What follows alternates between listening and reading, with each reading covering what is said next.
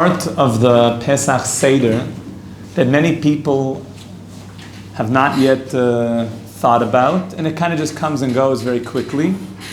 It's the culmination of the entire Pesach Seder, especially for the Ashkenazim.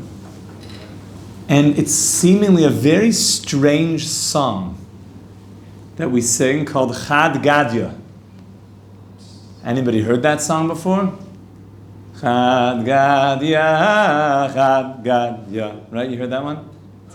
Right at the end of the night, we sing this song about a sheep and what happened, and then a cat came and ate the sheep, and then what happened? Oh, the dog came and ate and bit the cat, and then a stick came and hit the dog, and then a fire came and burnt the stick, and then some water came and put out the fire, and then don't worry, because an ox came and drank up the water. Oh, but that ox, I'll always show you, because then a shoichet came and slaughtered the ox. Oh, but don't worry about that, because then the angel of death came and killed the shoichet, and in the end, Hashem killed the angel of death. Chad Gadya. Okay, that's the song. What part of the song is this? Yeah, it's like, what's going on? What part? The last part of the whole night, before Shir Shem. And before you just, all night, more and more, speaking about Yetzias Mitzrayim. This is like the end of the night, which means it must be some type of pinnacle of the whole Nirtzah. What is this song all about? What is this? We love the songs at the end of the Seder. This one is so good. So what is it talking about? What is this Chad Gadya, Chad Gadya? And you don't always hear these things, so we'll try to spend a minute today just explaining this song. Because the Sfarim, the holy books, explain that this song is filled with the greatest mysteries in the whole world. Even though it seems like a simple thing, most things in Torah, when it looks really simple, it's usually a way that the Torah is hiding great mysteries. Because you're like, oh yeah, it's like nothing. Oh, it's going to be a great place to hide all the secrets. If it seemed like, whoa, this is really, really big stuff here, Hashem's like, yeah, we don't. When it's almost overly simple, it has a way of, it like dekes you out, so your Yetzer Hara doesn't get the best of you, and you actually can get the secrets into your system. There's so many explanations of Chad Gadya. Here's one basic explanation of Chad Gadya. So the Chad Gadya begins, Chad Gadya, Chad Gadya. There was one little goat, one little shepsela, one little goat, a Gadya, that my father bought, the Zabin Abba Bitrei Zuzeh, that Abba, just father bought for 2 zuzim. Chad Gadya, Chad Gadya. What's going on? Who's this goat? So the answer is, what story do we have where something was bought with these 2 goats? So if you remember, when Jacob, our forefather, was trying to get the blessings from his father Isaac, who else wanted to take those blessings? Esav Aroshe, brother Esav. Esav Aroshe wanted to take the blessings, and he said, Esav, go make me those matam and masher hafti. Go make me those fleishiks that I like to eat. Which is a very interesting question, and entirely why he wanted to have meat and delicious food when he was giving such a special blessing. One of the explanations is that, when you bless somebody, you want that blessing to come from a very high, exalted place. Your taste buds, we have an expression in Hebrew, tam v'reach, ein litvakeach. When it comes to taste and smell, you're going to tell me one taste is better? Chicken soup is better than sweet onion. Butter and squash is better than split pea. What do you say to that statement? I mean, it's better. Whatever, I like split pea better. Like, what are you making such a big thing? So I appreciate you like butternut squash, But that's just your taste buds. You can't explain why you think that butternut squash soup tastes better. Like, what do you say? What's better? Chicken soup? Depends on your taste buds. Right? What about for you? For me? Before this options again? Let's go with chicken soup or butternut squash. Definitely chicken soup. You're wrong! You're wrong! So you said, what are you talking about, Rabbi? I know what I like. Chicken soup is better. So the answer is, yeah, when it comes to taste, you can't explain. It's just it's a higher thing than your conscious thought, right? It's a higher dimension. Vanilla or chocolate? Depends. Good vanilla. Okay, good. And good chocolate. If it's ice cream, I'm going ice cream, yeah. with vanilla. So am I. Anybody here chocolate? Yeah. Yeah? You'll probably fight me tooth and nail. What do you mean chocolate? How could you say vanilla? And I'm thinking the same, how could you say chocolate? A good vanilla ice cream? Delicious! The little vanilla little pieces in there, you know what I'm talking about? That stuff, the real vanilla in there. It's delicious! So the answer is because taste is coming from this very high place. It's higher than your conscious. And that's what Yitzchok was saying. I'm going to give you a blessing. But I need these special meats that are very, very high. It's going to link me to a place that's higher than I am. So you know what happened in the story? Esav went out to go and get these 2 sheep. By the way, that was for Korban Pesach. That was the Passover offering and the Korban Chagiga. So he went to go get these special sheep. But you know who swooped in beforehand? Baruch Hashem, Yaakov. That's what it means. Yaakov came in with these 2 sheep. Okay? We have 2 little sheep, 2 little sheep. Chad Gadya, Chad Gadya. 1 little sheep, which is really 2. Came in and took the blessing. Who did he give the blessing to? Who was Yaakov most connected to? Sorry, I'm not following. How did Yaakov end up with the sheep? Wait. No, Esav brought the sheep over to Esav, his father said, go bring me some food. Go bring me some sheep. Yeah. Esav goes out to the field. Right. You know who else was involved behind the scenes? Rivka, who said the blessing can't go to Esav. Right. It's got to go to you, Yaakov. So she says, quickly, I'm going to get these sheep ready. I'm going to prepare them. I know what your father likes. Oh, yeah, right? So she sends it into Yaakov, puts Yaakov, Shitav Shel Izim, and he goes in. Right? We all switcheroo. And what happens? Yaakov gets the blessing. Who does Yaakov give it to? Who's Yaakov's closest son? Elah told us, Yaakov, Yosef. He gives the blessing to Yosef. Yaakov gets the blessing, which really means the deep covenant for all eternity, that the godly soul will pass on to Yosef, because this is a family and this is somebody that's worthy of passing on that treasured blessing. And then what happens? Yosef, do the brothers like Yosef? The brothers are jealous. What's the next part of the story? Comes the cat. Cats are jealous. Cat is like the number 1 god in Egypt. The cat comes along, but in this case, the cat were the brothers of Yosef. The cat comes along, gets jealous, throws Yosef where? In the pit. Creates the whole hishtalshalus, where what happens? Yosef goes down to Egypt. So now you have the jealous cat, the brothers, that have to go also down to Egypt. Why are they represented as cats? Jealous. No, cats can be feisty and jealous. I think sometimes when they describe human beings also in a jealous, feisty mode, they use cat analogy. Fighting like cats. Okay, what happens then? There's a dog. Dog bites the cat. Who's the dog? Pharaoh. There's many, many references why Egypt is like a dog, Pharaoh is like a dog, bites the cat. But what happened to the dog? Gets hit by a stick. What's the stick? Stick is the staff of Moshe. Very good. And of course, what does Moshe do with that stick?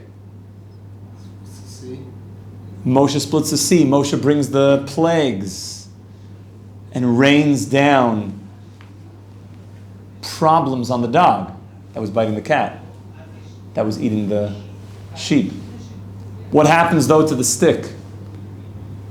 The stick gave us merit, but because we fell into idol worship after we left Egypt into the first temple period, we fell into such idol worship, so much so when the Amoraim were speaking about the king Menashe, who was alive in that time of idol worship in the first temple, when they described that he was somebody who chased after idols, Menashe came in a dream and said, if you would have been alive when I was alive, you would have tugged at my coattails to go and worship idols with me.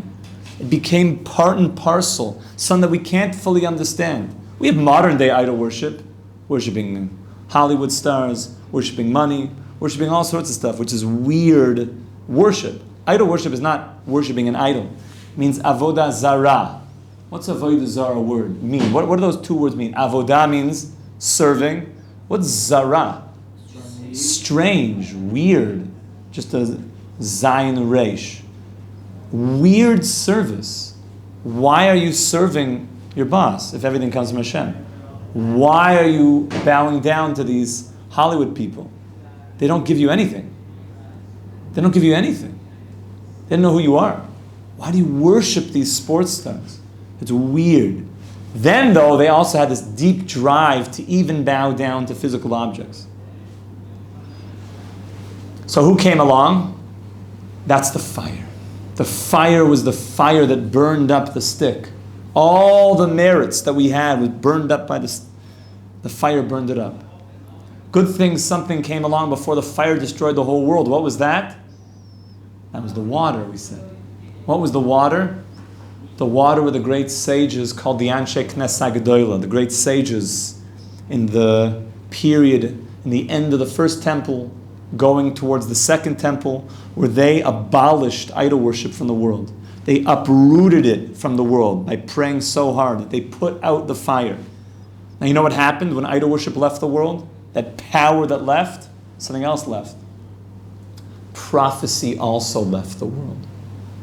Because you can't have something on one side, such a strong desire for relationship in a foreign way, you would also have to lose relationship in the deepest possible way, because it always has to have equal free will.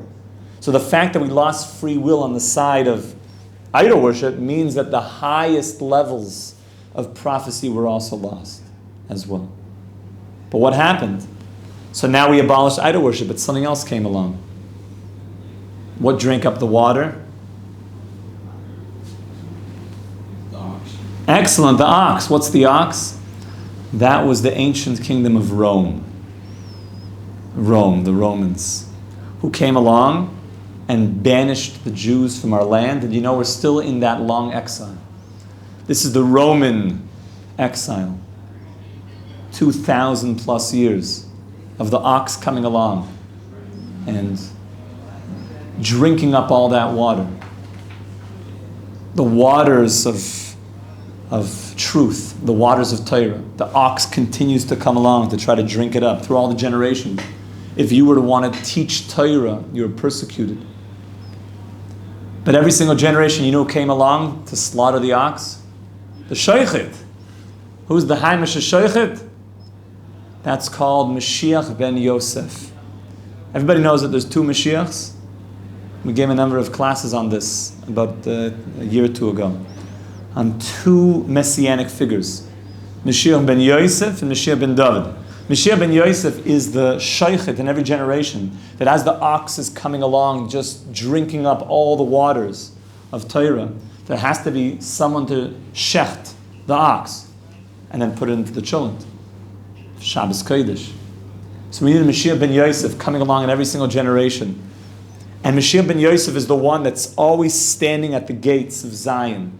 He's standing and preventing evils from coming in to try to just destroy and drink up everything. Yes.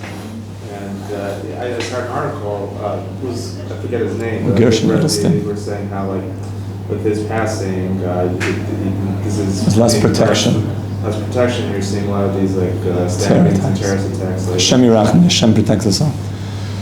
We know that, yes, that every generation, there are tzaddikim, Moshiach ben Yosefs in the world that are holding off the evil. We know the Vilna Gaon, the Ramchal, they refer to themselves as Moshiach ben Yosefs.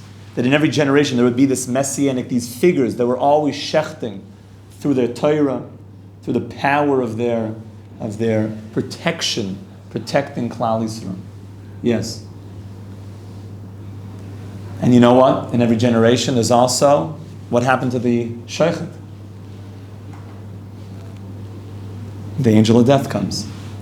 The angel of death comes and takes Moshiach ben Yosef, the Malach HaMavis. But you know who comes in the end? Osa Kodesh Baruch Hu. The end of the story, and Hashem is going to come. The Shoichet es Malach HaMavis, and Hashem is going to shecht the Malach HaMavis. The Malach HaMavis is not forever. This is all a temporary story. It's all one long Chad Gadya. Don't you see? It's one long story. And how does the whole thing end? The Zabin Abba Bitrei Zuzeh Chad Gadya. Chad Gadya. Chad Gadya is the simpleness, is the pureness of Yaakov Avinu.